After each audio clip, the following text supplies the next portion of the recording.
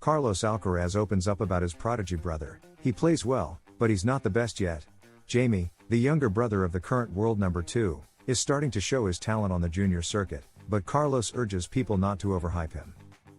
Jamie Alcaraz is only 14 years old, but he's already turning heads. The younger brother of Carlitos, the current world number 2 and 5-time Grand Slam champion, is starting to show glimpses of talent on the junior circuit. He trains seriously, wins matches, and recently, images of him practicing at La Manga Club, the same high-performance center where Carlos often prepares, went viral.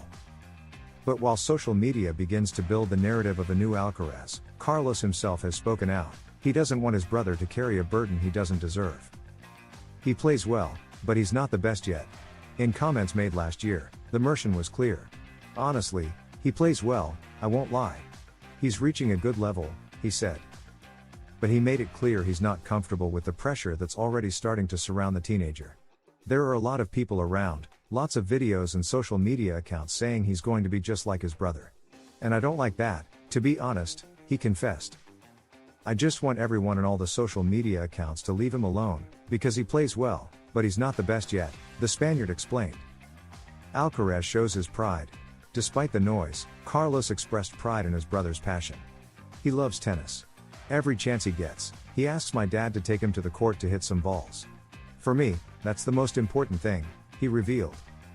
I do worry a bit about the people who will be around him during tournaments, who'll go watch him because he's my brother, and that will probably put pressure on him, he said.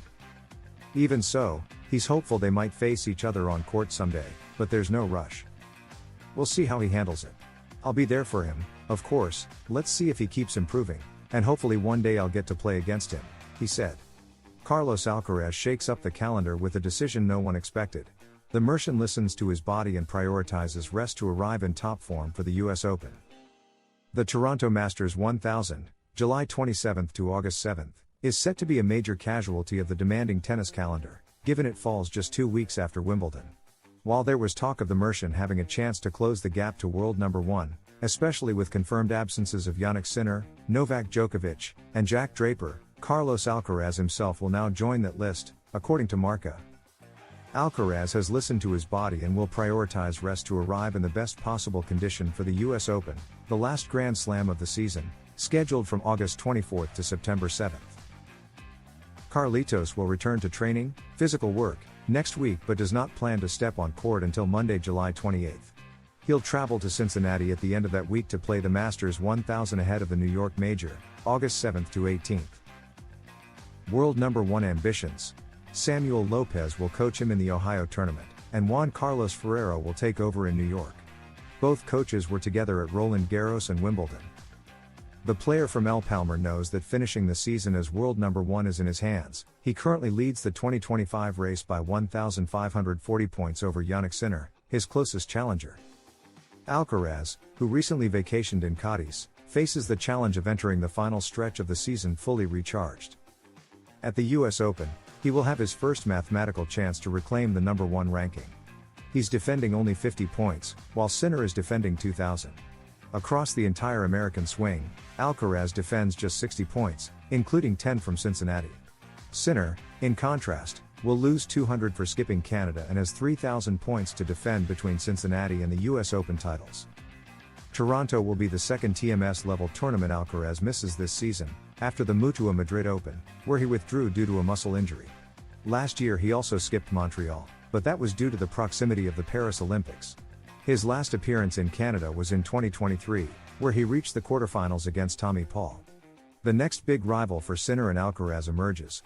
While waiting for a worthy rival to rise and challenge Carlos Alcaraz and Jannik Sinner, ATP players are pointing to one big candidate, João Fonseca. World tennis currently has 2 stars who are a cut above the rest, Carlos Alcaraz and Jannik Sinner. The two have split the last Grand Slams, and for now, they have no real challengers. Their matches reach a level beyond the rest, like their recent battles at Wimbledon and especially Roland Garros. Their rivalry is reminiscent of the early 2000s clashes between Roger Federer and Rafa Nadal. Just as the rise of Novak Djokovic was key to the formation of the Big Three, the hope now is for a third player to emerge alongside Alcaraz and Sinner. One name stands out above the rest. Carlos Alcaraz was born in 2003, making him just 22 years old, while Sinner is 24. Both are still young, but their generational peers have yet to make the leap. Among Alcaraz's cohort is Holger Rune, who still needs to take the next step, as does Jack Draper, a peer of the Italian, and Lorenzo Musetti, who falls in between. However, the player who truly seems to have the talent to do it is from a younger generation, born in 2007. That would be João Fonseca, who is about to turn 19. The breakout star still needs one more step. Fonseca is still developing, but he has already shown flashes of brilliance this season. At the Australian Open, he broke through by defeating top 10 player Andrei Rublev in the first round, and he went on to win the ATP 250 in Buenos Aires. Since then, he has had some stumbles, though he's continued rising in the rankings, currently sitting at number 46, and climbing. The expectations surrounding him are sky high. In fact, even his peers see the Rio native as the top name to watch and the best candidate to complete a new Big Three.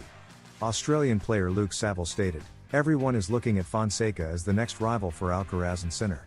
It's Carlos and Jannik, and then there's a big gap for now. All that remains is for the young Brazilian to handle the weight of expectations and meet the incredibly high standards many believe he can achieve." Alcaraz's plan to prepare for the US Open. He hasn't even picked up the racket yet. Pedro Fulana reveals on El Larguero Alcaraz's strategy for getting in shape for the hard court season. The last image we have of Carlos Alcaraz is from the Wimbledon final, smiling despite his loss to Sinner. The Spaniard was satisfied with his performance on the London grass and saw the defeat as a valuable learning experience. Currently, the El Palmar native is on vacation, but the lead-up tournaments to the US swing are just around the corner. Much is said about the packed football calendar, but tennis is just as demanding, especially with 12-day Masters 1000 events. The next one is in Toronto, but according to Pedro Fulana on El Larguero, Alcaraz is expected to announce soon that he won't participate. He's still on vacation, hasn't picked up the racket, and hasn't started training, revealed the journalist, who closely follows the tennis world for Cadena Ser. The Canadian Masters 1000 starts in a week, and clearly, if Alcaraz hasn't trained yet and remains on break, it's unlikely he'll compete. He's taken a calm approach after Wimbledon to focus mainly on preparing for Cincinnati and then the US Open, added Fulana. So, Alcaraz is not going to push his body, nor will Novak Djokovic or Jannik Sinner, two of his main competitors on tour, who have already officially withdrawn from the Canadian tournament. In the next few days, he'll make the final decision, but everything points to Carlos skipping Canada and going straight to Cincinnati to prepare for the US Open, Fulana confirmed. After the Wimbledon final, former player and commentator Alex Corretja recommended rest for Alcaraz. "I never interfere with the scheduled decisions made by my great friend Juan Carlos Ferrero and Carlos Alcaraz, but I just hope he doesn't go to Toronto. And I say that with all the love and respect for the Canadian tournament. I think right now Carlos needs to recover from all the effort he's put in. The reasoning is simple, he's played a huge number of matches recently. We're talking about a month in London, winning Queens, winning Roland Garros, winning Monte Carlo, winning Rome, reaching the final in Barcelona. All of that takes a toll," Corretja said. Wimbledon 2025 final controversy. Kyrgios stirs debate with a cryptic tweet. The 2025 Wimbledon final was a fierce battle between two of the sport's brightest stars. Jannik Sinner defeated Carlos Alcaraz in 4 sets, further solidifying his meteoric rise. But just minutes after the match, Nick Kyrgios posted a single character on Twitter, an asterisk. For many, that small symbol carried a much deeper meaning. Interpretations quickly followed, with many seeing it as an insinuation that Sinner's victory was tainted by some irregularity. The controversy quickly erupted. Kyrgios has a history of controversial remarks, but his relationship with Sinner has been particularly tense. On several occasions, he has publicly questioned the Italian's physical transformation. He has hinted at how suspicious it is that Sinner went from cramping in long matches to dominating them effortlessly. Earlier this year, during a live stream, Kyrgios said it was strange how the Italian suddenly seemed invincible in grueling contests. This raised alarm bells among fans and analysts. In another appearance, Kyrgios openly said that there are players on tour doing things they shouldn't be doing, without naming names. His trademark ambiguity keeps him in the spotlight without incurring legal consequences. Still, many took his comments as a veiled doping accusation. While he has never presented evidence, his words have cast a shadow of suspicion, particularly over Sinner. These types of statements, whether on social media or in interviews, have a massive media impact. The asterisk was interpreted as an attempt to delegitimize Sinner's victory, suggesting something suspicious behind the result. Although there have been no formal accusations, the gesture sparked a conversation about transparency in tennis. At Roland Garros 2025, Kyrgios was even more direct. Asked about ATP's anti-doping protocols, he bluntly replied no, they aren't sufficient. He added, there are players doing things they shouldn't, clearly alluding to weaknesses in the current system. Sinner, for his part, has responded with composure. Instead of taking the bait, he said he prefers to speak on the court and continue competing. His team has defended his clean record and emphasized that he has passed all ATP-mandated drug tests. So far, there is no evidence or official investigation linking him to any wrongdoing. Still, the doubts Kyrgios has planted continue to linger, fueled by his ambiguous messaging. Kyrgios's tweet had an impact beyond his personal feud with Sinner.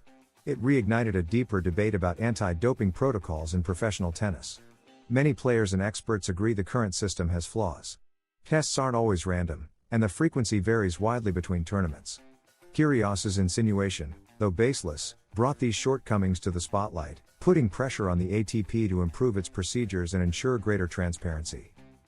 This isn't the first time tennis has faced such suspicions. Over the years, isolated cases have surfaced, but the sport has maintained a relatively clean image compared to others. However, the increasing physical demands of today's matches and the rapid development of certain players do raise eyebrows. Kyrgios has capitalized on this general unease, without providing evidence, something that hurts his credibility but not his impact.